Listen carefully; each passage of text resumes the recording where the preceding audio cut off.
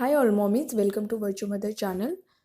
आज का हमारा टॉपिक है सर्दी खांसी के वक्त बेबी को घरेलू उपाय से ही कैसे ठीक किया जाए। तो चलो इस वीडियो को जल्दी से जल्दी शुरू करते हैं। बेसिकली इस वीडियो में मैं घर की चीज़ें, जो कॉमन चीज़ें हैं, आसानी से घर में मिल जाती है, उन्हीं चीज़ों के बारे में बताने वाली हूँ। तो उसमें से पहली चीज़ है लहसुन। लहसुन ये सबके घर में अवेलेबल होता ही होता है।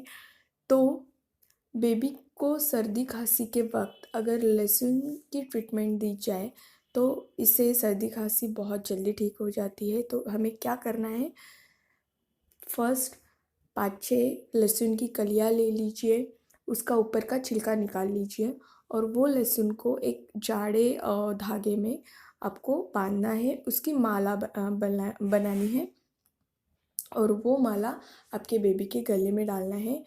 गले में इस तरह से बेबी के डालना है कि वो चेस्ट तक आए और डालते समय वो माला हमेशा बेबी के कपड़ों के अंदर से डालनी है, तो वो चेस्ट को बेबी के लग के रहे। और दूसरी बात, अगर बेबी आपका थोड़ा बड़ा है, जैसे कुछ शैतानियाँ कर रहा है, नटखट पना उसका है और कुछ भी मुंह में वो डालता रहता है, तो वो लहसुन की कलियाँ भी उसको दिख जाएगी तो वो भी मुंह में वो डाल सकता है। तो वो उसको दिखे ना, उस इसीलिए आपको वो कलियों की माला बेबी के क्लोथ के अंदर डालनी है, अंदर से डालनी है। तो बस ये चीज़ का ध्यान रखें। और ये माला सूखने के बाद 2-3 दिन के बाद अगर सूख जाती है और सूखने के बाद वो माला उसी तरह से नहीं रखनी है, उसको चेंज करना है, निकाल देना है, नहीं तो वो कड़क हो, लहसुन कड़क हो जाता है और वो बेबी के चेस्ट को चुभने की ज़्यादा से ज़्यादा चांसेस रहते हैं। तो ये बात का आपको ध्यान देना है। लेकिन लहसुन से बेबी के चेस्ट को बहुत गर्माहट मिलती है और उससे कफ पिघलने में आसानी हो जाती है और वो कफ पिघल के फिर पॉटी के थ्रू बाहर निकल जाता है। तो ये सबसे पहली रेमेडी हो गई। सेकेंड चीज़, आपको लहसुन लेना है और उसके साथ 1 स्पून अजवाइन लेना है। 2-3 कलियाँ लहसुन की ले लीजिए और 1 स्पून अजवाइन लेना है। अजवाइन को आपको थोड़ा सा रोस्ट करना है, हल्का सा गरम करना है, थोड़ा सा ब्राउनिश कलर का हो जाए इस तरह से गरम करना है। फिर लहसुन की कलियों को और अजवाइन दोनों को आपको एक रुमाल में या एक कॉटन के क्लोथ्स में डाल के उसकी पोटली बना लेनी है। और बिल्कुल थोड़ा गरम जब रहेगा, हल्का सा गरम रहेगा, तब वो आपके बेबी के चेस्ट के ऊपर, पीठ के ऊपर आपको थोड़ा हल्के हाथों से सेकना है। लेकिन याद रखें वो ज़्यादा गर्म नहीं होना चाहिए, नहीं तो बेबी की स्किन सेंसिटिव रहने के कारण वो स्किन जल्दी हार्म हो सकती है, जल सकती है। तो ये बात का आपको ध्यान रखना है। सेम चीज़ आपको रिपीट करनी है सुबह और शाम को, ये आप 2 टाइम कर सकते हो।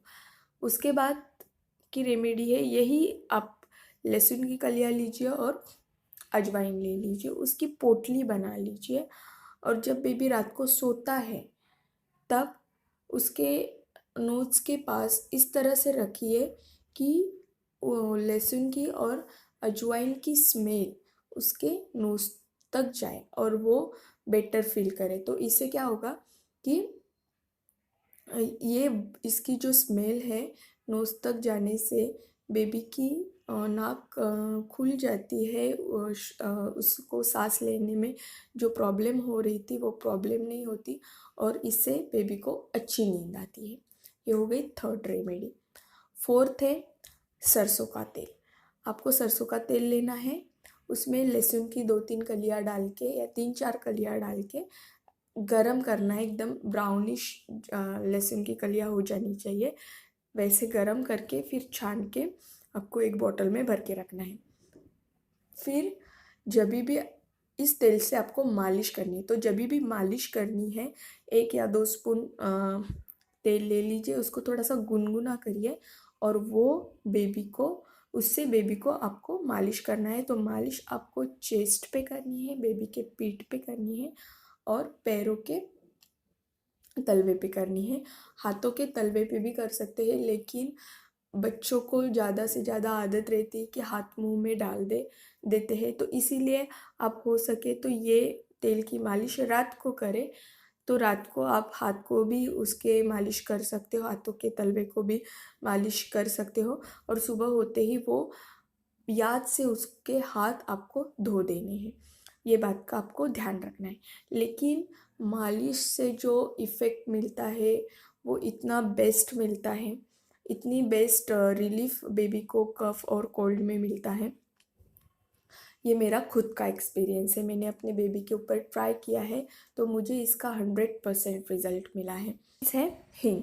तो हींग ये भी हम सबके घर में अवेलेबल रहता है, आसानी से मिलता है, और हींग से भी काफ़ी इफ़ेक्ट मिलता है कफ़ और कोल्ड में बच्चों के लिए। तो अगर आपका बच्चा 6 महीने के ऊपर है, आपने उसको सॉलिड इंट्रोड्यूस कर दिया है, तो आप अभी उसके खाने में थोड़ा-सा हींग डाल के उसको दे सकते हो। तो इससे भी क्या होगा कि वो कफ़ जो जमा हुआ है, वो पिघलने में आसानी हो जाती है और वो पॉटी के थ्रू निकल जाता है। तो आप हींग का भी इस्तेमाल कर सकते हो। नेक्स्ट है तुलसी के पत्ते।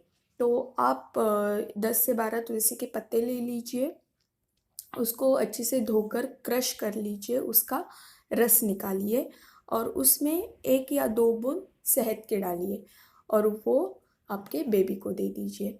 तो इससे भी कफ़ एंड कोल्ड में काफ़ी रिलीफ़ मिलता है। लेकिन याद रखिए इसको बनाते वक़्त हाइजीन का बिल्कुल ध्यान रखें, बिल्कुल यानी साफ़-सफ़ाई होनी चाहिए, आपके हाथों को वग़ैरह अच्छे से धो लें, तो बेबी को इन्फेक्शन नहीं होगा और जो बीमारी है, जो कफ़ एंड कोल्ड है, उसको भी ठीक करने में ये मदद करेगी।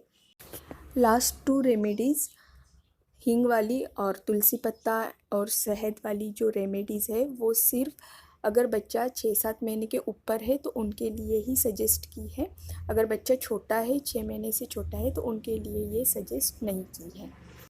ये बात का आपको ध्यान रखना है।